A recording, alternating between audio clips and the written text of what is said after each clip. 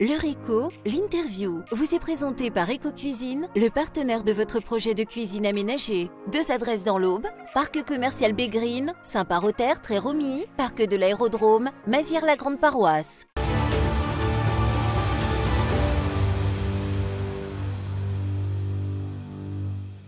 Bonsoir à tous, on se retrouve pour parler une fois encore de la Nuit des Réussites, une cérémonie organisée par Canal 32 au centre de congrès de l'Aube le 30 novembre dernier pour récompenser les talents économiques aubois.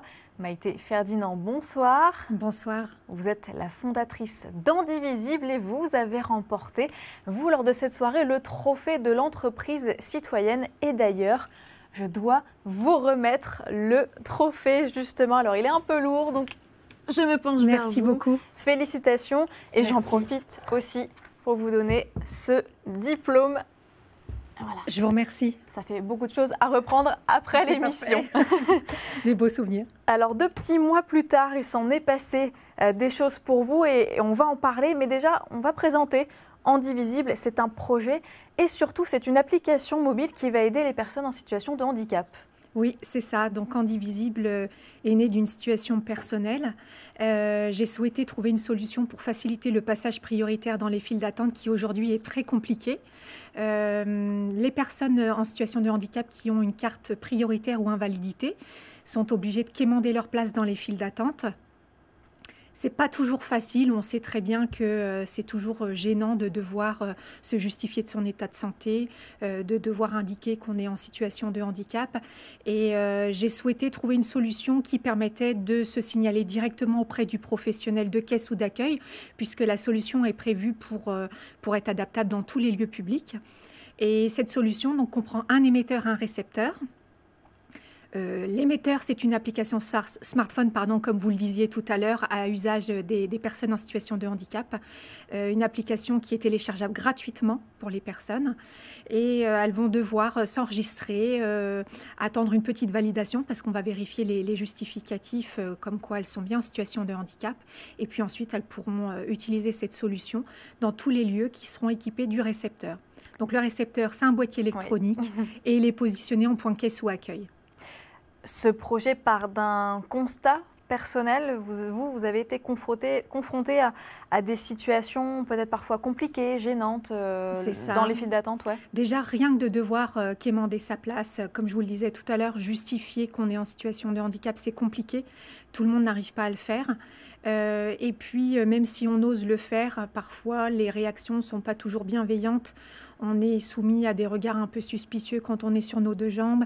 Les personnes ne laissent pas forcément passer parce qu'elles ne comprennent pas pourquoi, en étant sur nos deux jambes, on souhaite le passage prioritaire. Selon l'APF France Handicap, 80% justement des handicaps sont invisibles. 9 millions de Français sont porteurs d'un handicap non visible.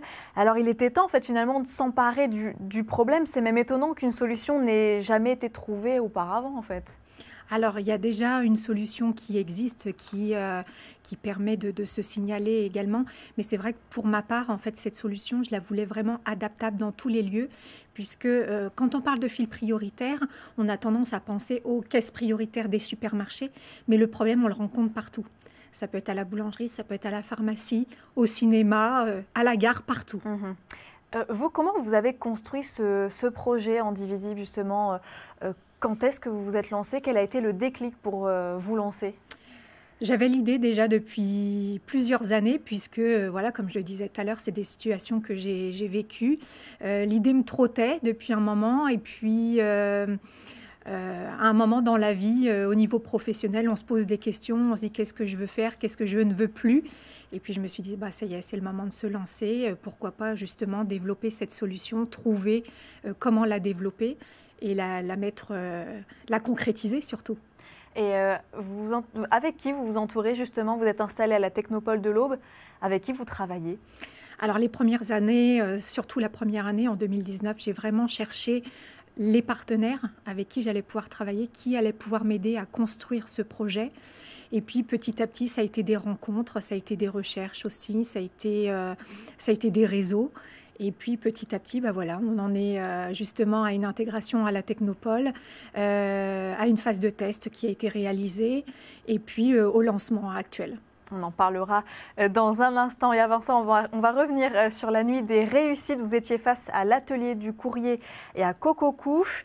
Le trophée de l'entreprise citoyenne, c'est un prix de plus, j'ai envie de dire, parmi les autres récompenses en cette fin d'année. Vous avez gagné le prix Starter d'Initiative Aube, le prix de la start-up numérique par Perspective Numérique 10. On ne vous arrête plus, en fait.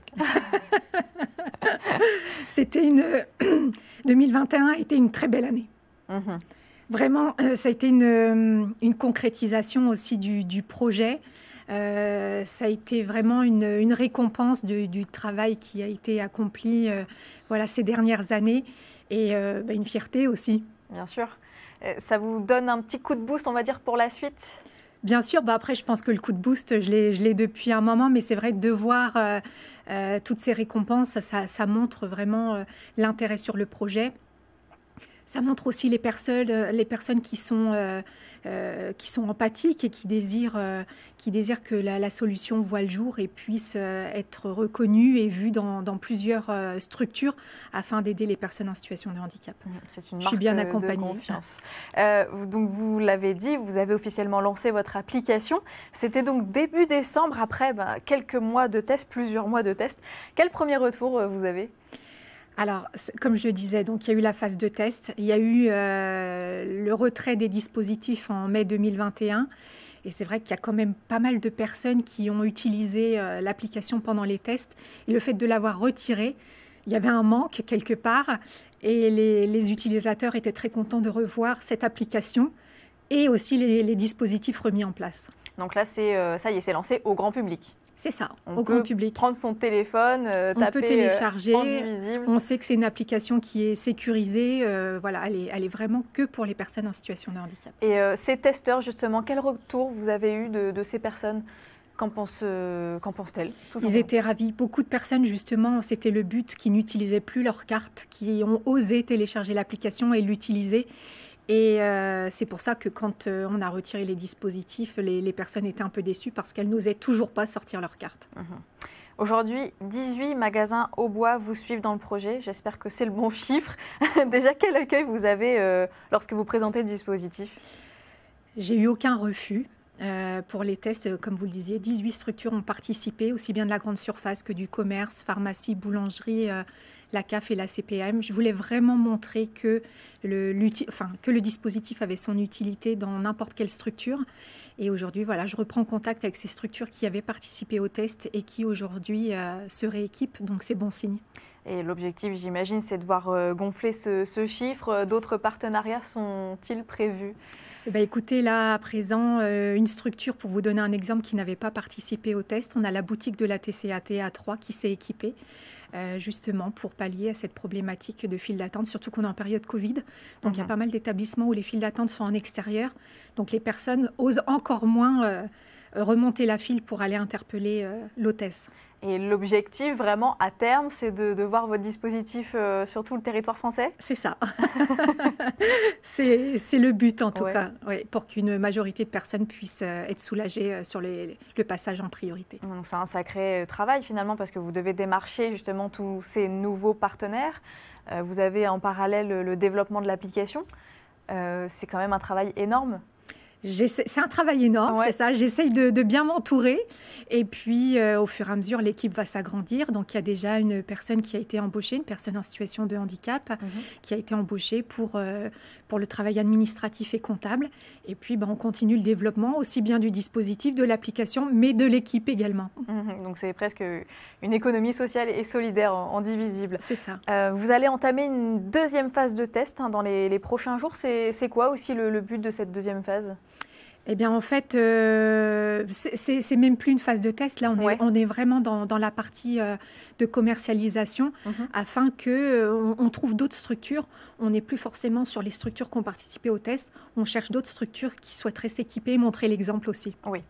Il est possible aussi de vous aider financièrement, ça c'est important de le préciser. C'est toujours d'actualité sur votre site internet? C'est toujours d'actualité. On est toujours à la recherche de financement justement pour aider au développement. Et puis, comme je disais tout à l'heure, c'est vrai que plus on aura de financement et plus on pourra faire augmenter l'équipe et avoir des collaborateurs pour développer la solution. Vous avez un objectif justement, où tout don est bon à prendre? Non, pas forcément d'objectif, mais en tout cas, voilà, chaque don est le bienvenu. Et puis, on compte sur la générosité des personnes qui souhaiteraient aider au développement du projet. N'hésitez pas donc sur le site Indivisible directement, et vous avez également une page Facebook qui permet de suivre justement l'évolution du projet Indivisible. Merci beaucoup en tout cas Maïté et Ferdinand d'avoir été avec nous, et encore une fois félicitations pour ce trophée de l'entreprise citoyenne lors de la nuit des réussites. C'était donc en novembre dernier sur Canal 32, et à bientôt sur Canal 32.